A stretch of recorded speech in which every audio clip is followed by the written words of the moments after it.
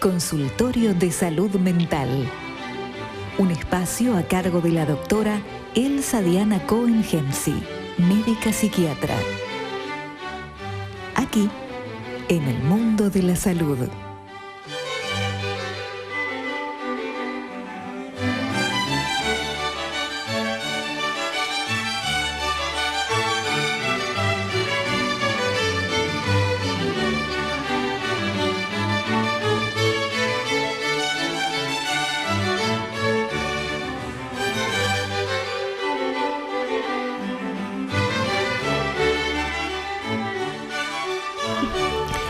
Muy bien, estamos aquí en este espacio dedicado a la psiquiatría, aquí con la doctora Elsa Diana Cohen-Hemsi, médica especialista en psiquiatría. Bueno, para hablar de un temazo como es la esquizofrenia. ¿Qué es esquizofrenia, doctora? Está buena la pregunta porque recordamos la etimología que significa fractura de la mente, ni más ni menos. La esquizofrenia es una enfermedad del neurodesarrollo de origen pluricausal. Decir de que tiene muchas causas implica decir que no sabemos ninguna, porque, bueno, pueden ser desde noxas de tipo microbiano, traumatismos, situaciones físicas o químicas que ocurren cuando el esbozo del sistema nervioso central se está formando. Hoy se le da mucha más prioridad, antes que el primer trimestre del embarazo, al segundo trimestre. Pero realmente la enfermedad es una enfermedad muy difundida que afecta sin distinción de etnias aproximadamente al 1% de la población. Y esto implica un número, cualquiera puede hacer la cuenta, de millones de personas en el mundo que padecen esta enfermedad tan invalidante. Clásicamente la enfermedad se ha descrito con dos síntomas principales, que son los síntomas positivos que hacen el diagnóstico franco. Hoy en día cambió un poquito esto, pero lo vamos a definir clásicamente para después, quizás si hay tiempo, lo discutimos. Y los síntomas negativos.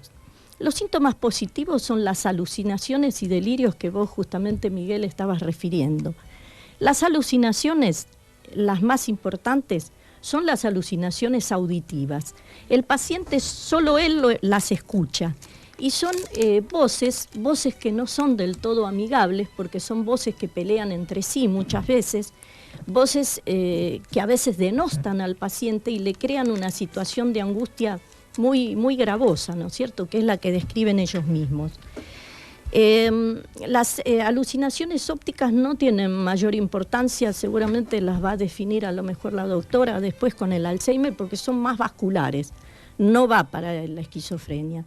Luego pasamos a los delirios. Los delirios, la persona que está afecta a la enfermedad los vive de una manera muy particular. Siente que los espían, que los vigilan secretamente, que inclusive les leen el pensamiento.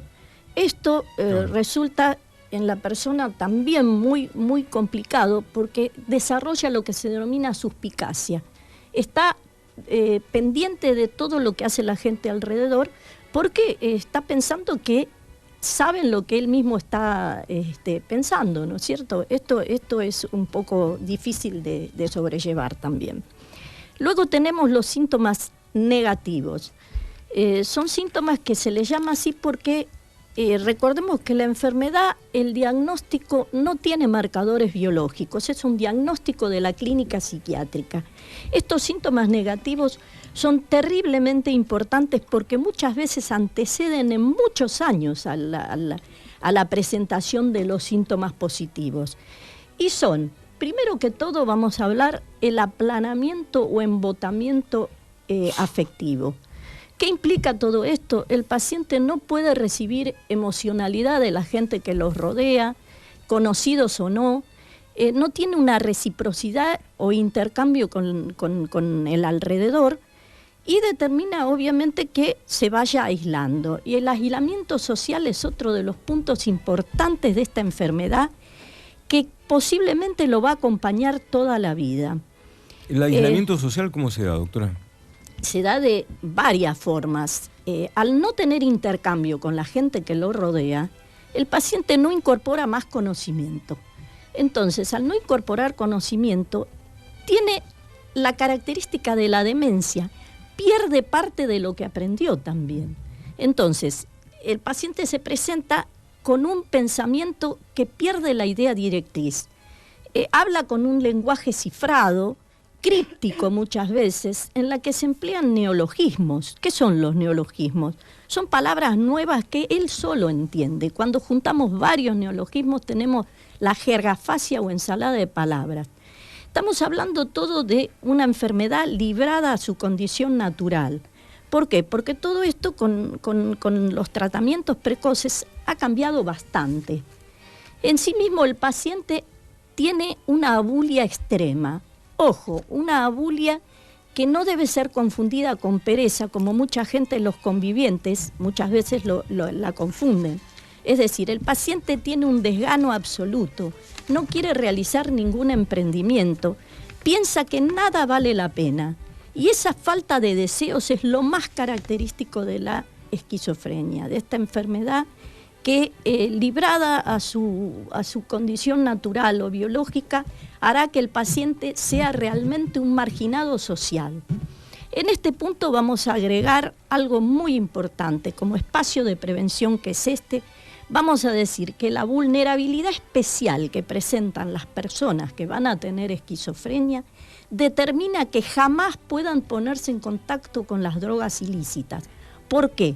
Porque una de las causas que más aumento ha producido de esta gravosa enfermedad es precisamente el contacto con las drogas.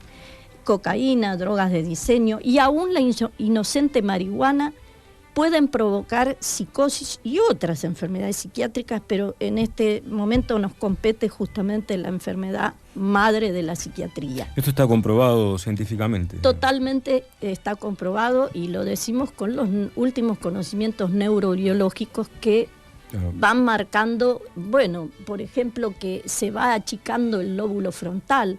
¿Y esto en qué sentido es importante? El lóbulo frontal, o vamos a decir las características que promueve lo que ocurre en ese lóbulo, es una adquisición filogenética de los últimos años.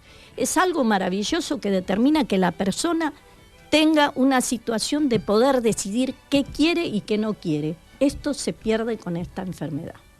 En la apertura del bloque hablamos de prevención. ¿Cómo se puede prevenir esta enfermedad? La mayor prevención es el no contacto con las drogas.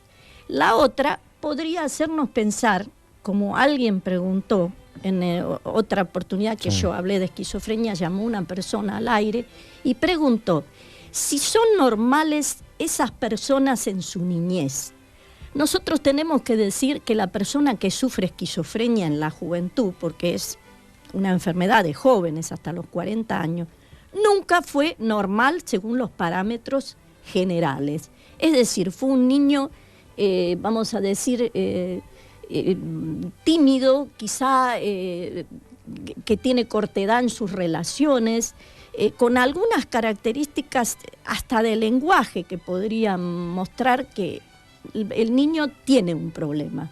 Por eso ejemplo, hay que en estar... el lenguaje... Y el lenguaje de palabras, una vez que ya se adquirió el lenguaje, ¿no es cierto? No vamos a hablar del balbuceo cuando el niño aprende, empieza a hablar. Observamos que tiene palabras que son justamente estos neologismos de los que hablamos, pero sobre todo ese ensimismamiento que los hace ser taciturnos y esquivos a la sociedad. Doctora, ¿cuál es el signo o síntoma que amerita la consulta psiquiátrica? Justamente el retraimiento social. ¿Por qué? Porque si nosotros esperamos que se produzca el brote es eso, que la persona tenga estas alucinaciones auditivas, que tenga delirios, que se nos presente y nos diga yo soy Napoleón, lo más mentado y conocido. La más conocida. Sí. Bueno, te agradezco mucho, invitamos a toda la audiencia que nos llame para hacerte cualquier consulta y les vamos a responder. Cualquier consulta que quieran, ahora. Hablamos brevemente, si es posible, de la terapéutica, ¿no es cierto? Dale. En este caso, la intervención farmacológica es fundamental. ¿Por qué? Porque hará desaparecer esto que molesta y enloquece propiamente al individuo, esas voces que como murmullo hasta le indican lo que tiene que hacer. Y obviamente el delirio. Eso es lo más fácil que con la medicación desaparezca. pero después quedará la secuela, que es este aislamiento que hará de la persona, si no se la rehabilita socialmente con laborterapia, con psicoterapia, con hospitales de día, será un marginado social. Muy bien. Quedó muy claro. Oyentes pueden llamar a nuestras vías de comunicación y hacerles la consulta que consideran necesaria a la doctora Elsa Diana Cohen-Hemsi. Bueno, la doctora Elsa Diana Cohen-Hemsi es médica, egresada de la UBA, especialista en psiquiatría. Su matrícula nacional es 52.339. Consultorio de la doctora Elsa Diana Cohen-Hemsi, médica psiquiatra. Psiquiatría integradora con abordaje terapéutico multidisciplinario. Teléfonos 2062-5719 y 15-365-12537. www.dianaemsi.tk